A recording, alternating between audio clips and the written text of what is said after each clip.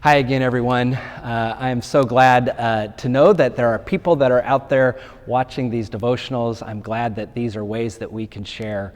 I want to start today by just thanking everyone for the comments that I've gotten on these devotionals. I am so glad to know that they have been helpful for folks. I'm glad to know that these are things that you have found that you want to share with family members and with friends. I'm so grateful for that. So thank you so much, again, for the good comments and then for sharing these things.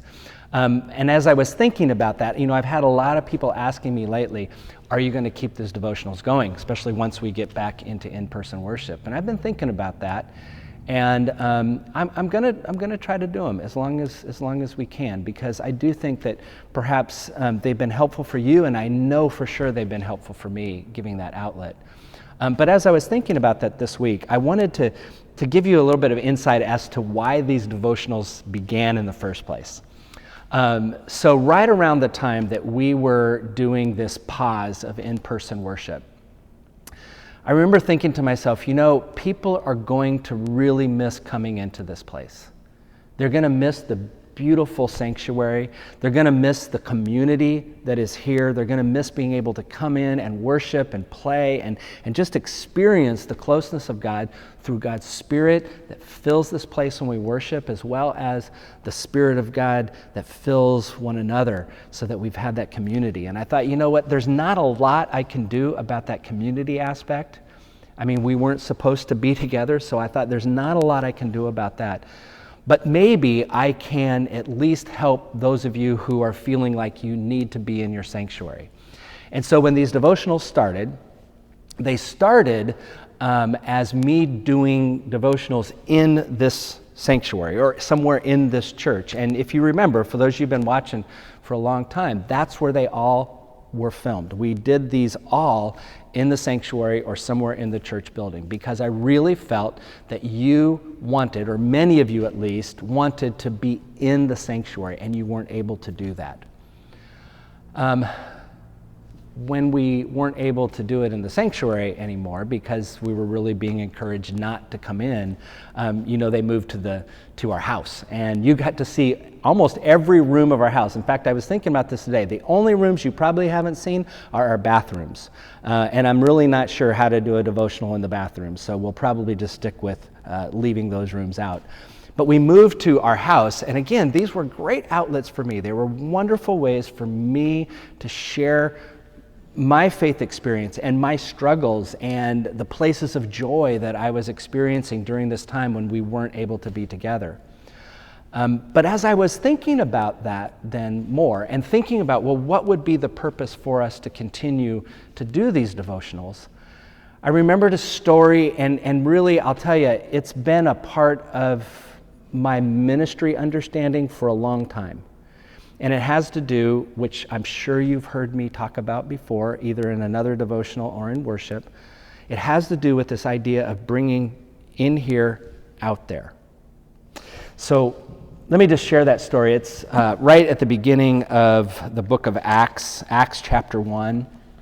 And after this introduction to what this book is going to be about, it says this: When the disciples had come together, they asked Jesus, "Lord, is this the time when you will restore the kingdom to Israel?"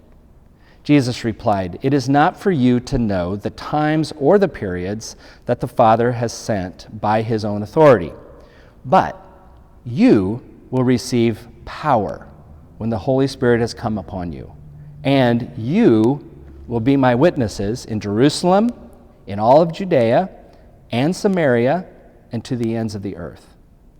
When he had said this, as they were watching, he was lifted up, and a cloud took him out of their sight. While he was going up and they were gazing up towards the heavens, suddenly 2 men in white robes stood by them. They said, "Men of Galilee, why are you standing looking up towards the heavens?" I love that question. "This Jesus who has been taken up from you into heaven will come in the same way as you saw him go into heaven." Then the disciples returned to Jerusalem from the mount called Olivet, which was near Jerusalem. a Sabbath day journey away. When they had entered the city, they went to the room upstairs where they had been staying. Now I'm going to stop reading that passage now, but the thing about that story is you see that when it comes to this idea of gospel, when it comes to this idea of ministry, when it comes to this idea of being a disciple and following what Jesus told us to do, there is a story of movement that happens with the gospel. The gospel is never stagnant. It is always in move. It is always on the move.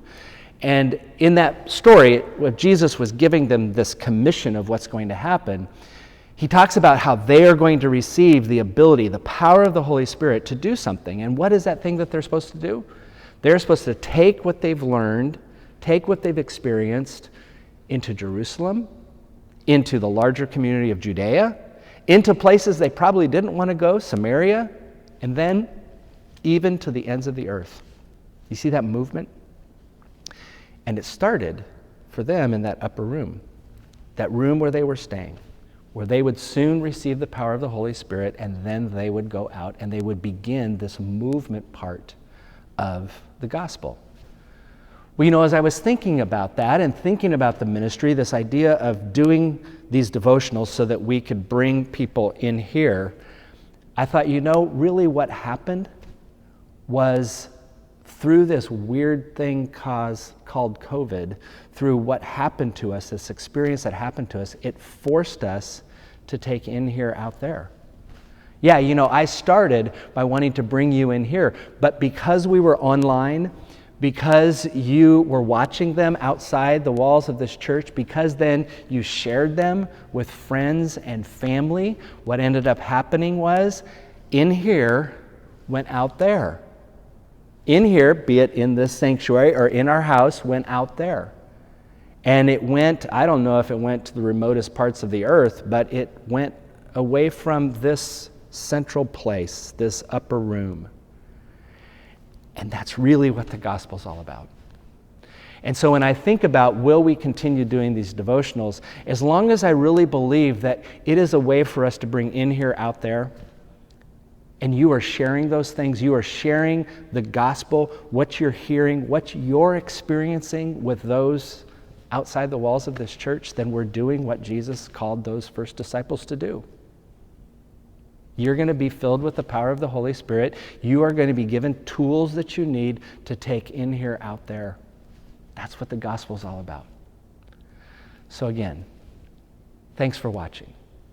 Thanks for sharing. Thanks for being a disciple who's willing to take in here out there, because that's what we're doing. That's what God has taught, one of the lessons that God has taught me during this time. Is it's not just about what we do in here.